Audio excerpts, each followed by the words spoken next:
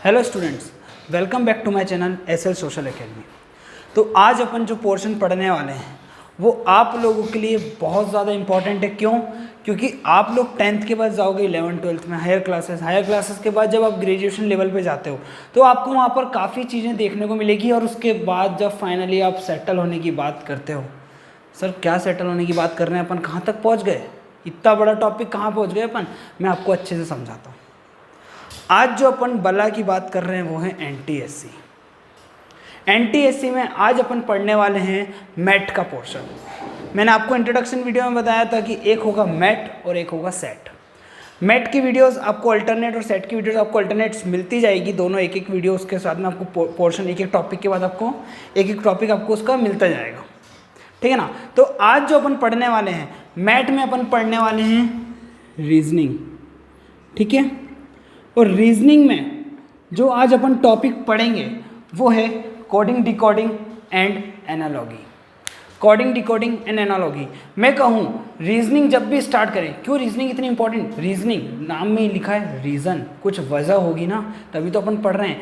आपके आने वाले एग्ज़ाम में भी बहुत ज़्यादा इंपॉर्टेंट है। और एनटीएससी में इतना ज़्यादा इम्पोर्टेंट पोर्शन इसके अंदर बनता है कि बच्चे बोलते हैं कि सर प्री में भी यही क्वेश्चन बने, मेंस में भी इसी टाइप के क्वेश्चन बने। तो यहाँ आपको ध्यान से सुनना है चीज़ों को।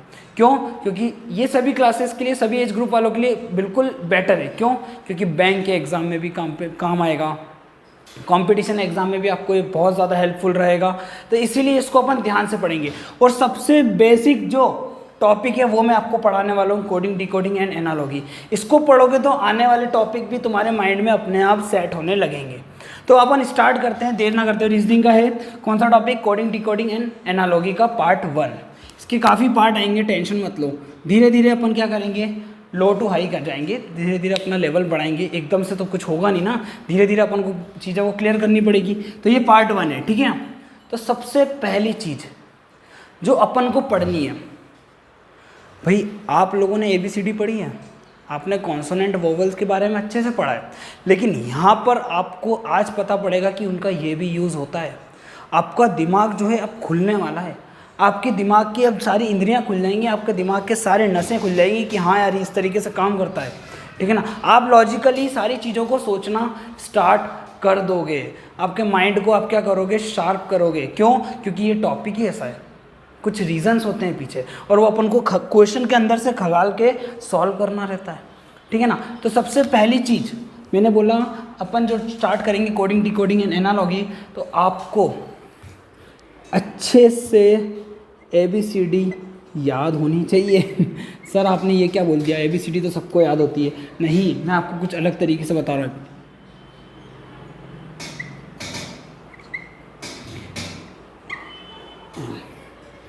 ABCD M तक लिखूं, है ना। NOPQRSTUVWXYZ। सर आपने ये M तक क्यों लिखवाई? आगे बताऊंगा भाई। सबसे पहली चीज़, अगर आप रीजनिंग में घुस रहे हो तो आपको ABCD में उनकी लेटर्स की पोजीशंस को अच्छे से याद होना चाहिए। और याद करने का तरीका मैं बताऊंगा। 2 चीज़ें बिल्कुल बेसिक है, एक तो पोजीशन याद करनी है और एक अपोजिट लेटर याद करना है। एक पोजीशन याद करनी है और एक अपोजिट लेटर याद करना है। तो आपके क्वेश्चन आंख से सॉल्व करोगे, आप आंखों से देख के आपके क्वेश्चन सॉल्व होंगे, चाहे आप भले कितने ही बड़े एग्जाम लेवल पे चले जाओ। तो मैंने बोला कि ABCD में कितने लेटर्स हैं, टोटल 26 होते हैं। 13 तक लिखो, उसके बाद उनकी पोजीशन चेंज कर दो, उसके अपोजिट स्टार्ट कर दो। तो 26 के बाद 2 डिवाइड का मतलब 13, ऊपर वाली 13 है, नीचे भी 13 है। तो भाई पोजीशंस लिख लो इनकी 1 2 3 4 5 6 7 8 9 10 11 12 13।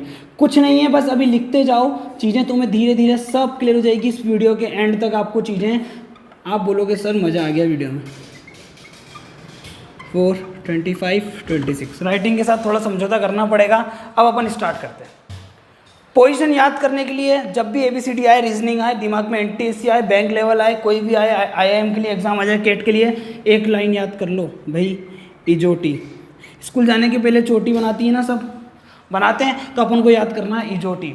इजोटी क्यों याद कराया सर, मैं बताता हूँ। ई की पोजीशन 5, जे की 10, ओ की 15, टी की 20 और वाई की 25। मैंने बोला वी की पोजीशन बताओ, मैंने बोला वी की पोजीशन बताओ, वी किसके बाद आता है, टी यू वी। मैंने बोला इजोटी याद कर लो, और जैसे मैंने बोला वी किसके पास आएगा, टी के पास में आएगा। टी की पोजीशन क्या याद करी अपन ने, टी की पोजीशन 20 याद करी। टी यू वी कितना बढ़ गया, 2 बढ़ गया सर, वी की पोजीशन 22। ठीक है ना। अब क्वेश्चन में मान लो इस सर इससे क्वेश्चन कैसे बनेगा, क्वेश्चन में बनवाता हूँ आपसे। मैंने बोला एफ जी और जे जो है इसका अपन लिखेंगे 6 7। सर आपने ये लिखा, ठीक है ना। अब बच्चे बोलेंगे सर ठीक है आपने ये लिख दिया, अब अपन इसको बोलेंगे इसका नेक्स्ट क्वेश्चन कैसे बनेगा, आर टी यू।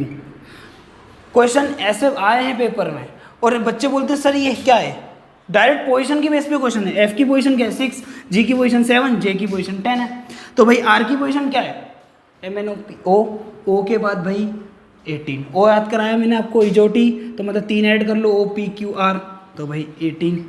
ठीक है ना। टी की पोजीशन 20 और यू की पोजीशन अपन को मालूम है 21। ये इसका आंसर होगा और आपको दिमाग में समझ में भी नहीं आएगा क्या क्या लिखा हुआ है पेपर में। ठीक है ना। इसके बाद अपन आगे बढ़ते हैं।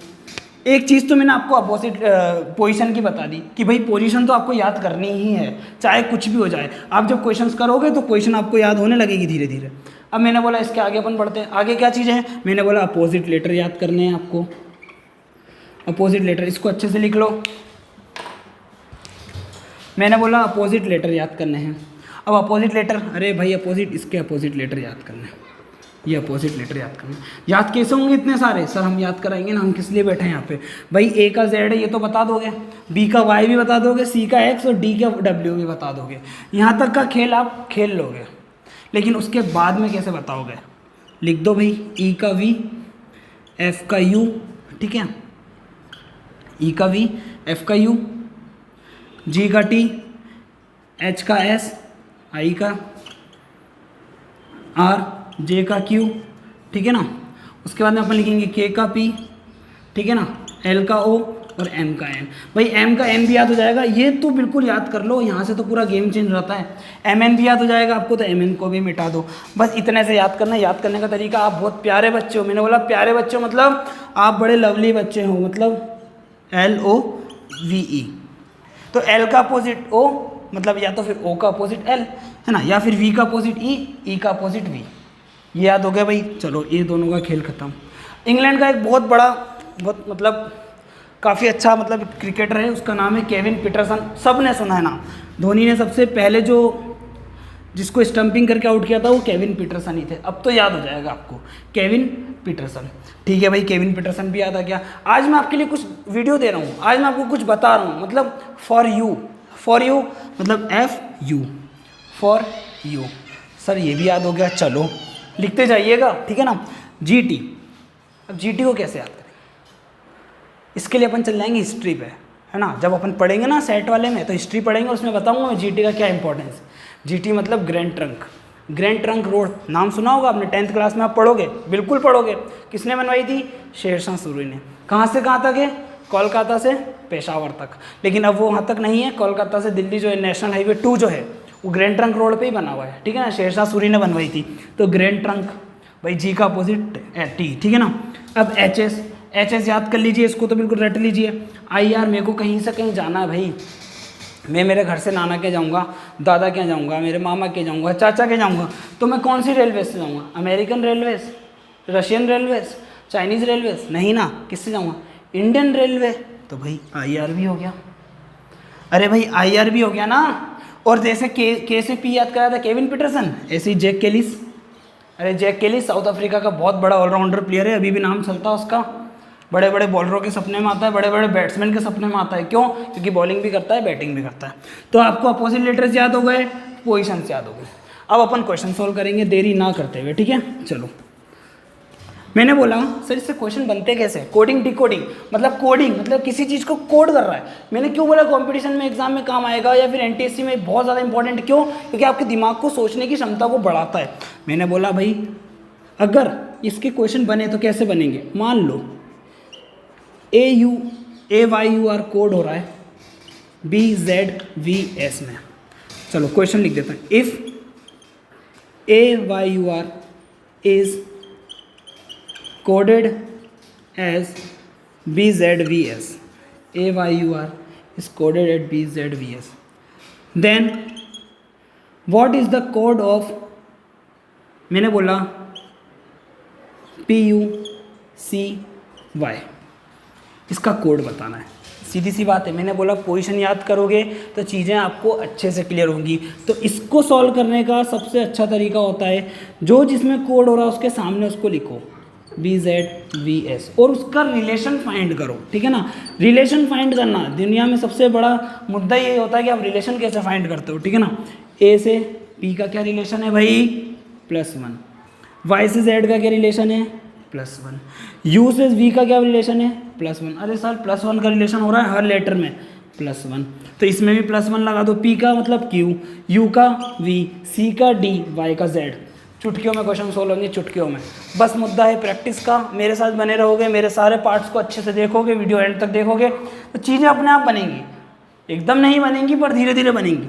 ये क्वेश्चन हो गया, इसको लिख लीजिए, ठीक है ना। पॉज करके लिख लीजिए, मैं मिटा रहा हूँ। अगला क्वेश्चन मैंने बोला इफ़, अब तो क्वेश्चन कैसे ही बन सकता है भाई, जरूरी नहीं प्लस ही बने। क्वेश्चन बनने के तरीके बताता हूँ। या तो प्लस से प्लस बनेगा, माइनस से माइनस बनेगा, प्लस माइनस बन सकता है, माइनस प्लस बन सकता है, ठीक है ना। इसके बाद मैंने बोला अपोजिट लेटर पे क्वेश्चन आ सकते हैं, क्रॉस लेटर पे क्वेश्चन आ सकते हैं। सारे पार्ट में वीडियो में क्लियर करूँगा मैं आपकी, इसलिए साथ बने रहना। मैंने बोला राहुल कोड हो रहा है, राहुल को आप कोड कर रहे हो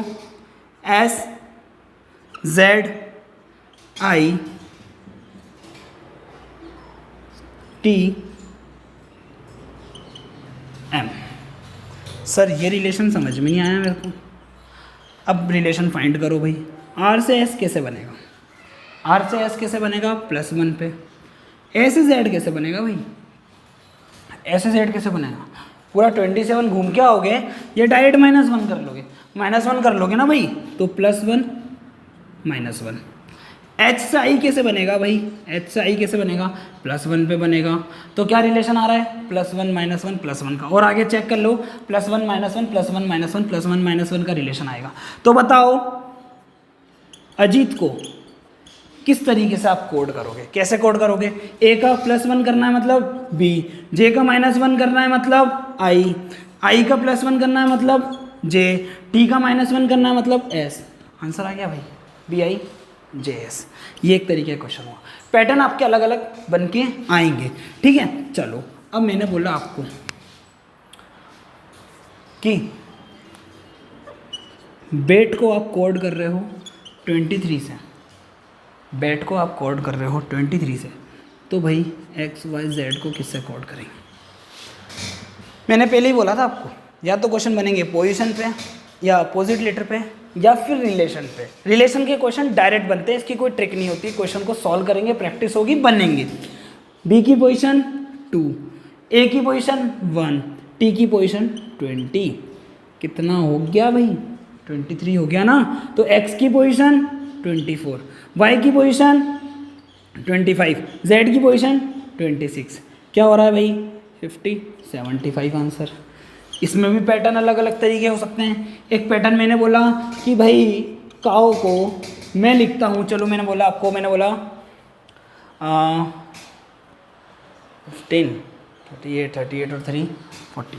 मैंने बोला मान लो काओ को मैंने लिखा 164, तो डॉग को क्या लिखेंगे। सर कहाँ जानवरों में उलझा दिया, जानवरों में नहीं उलझाया है। क्वेश्चन आते हैं पेपर में और लोग बोलते हैं लेटर से नंबर कैसे बना, लेटर से नंबर कैसे बना, और छोड़ के आ जाते हैं। मैंने बोला आपको पैटर्न कुछ भी होगा, आप सबसे बेसिक चीज़ को जाएंगे, या तो पोजीशन या रिलेशन या फिर अपोजिट लेटर। सी की पोजीशन 3, ओ की पोजीशन भाई देख लो 15 है, डब्ल्यू की पोजीशन देख लो 23। कितना हो गया, 3 और 15 18, 18 और 23 कितना हो गया भाई, 18 और 23 हो गया, 18 और 23 41 है ना, 41 हो गया।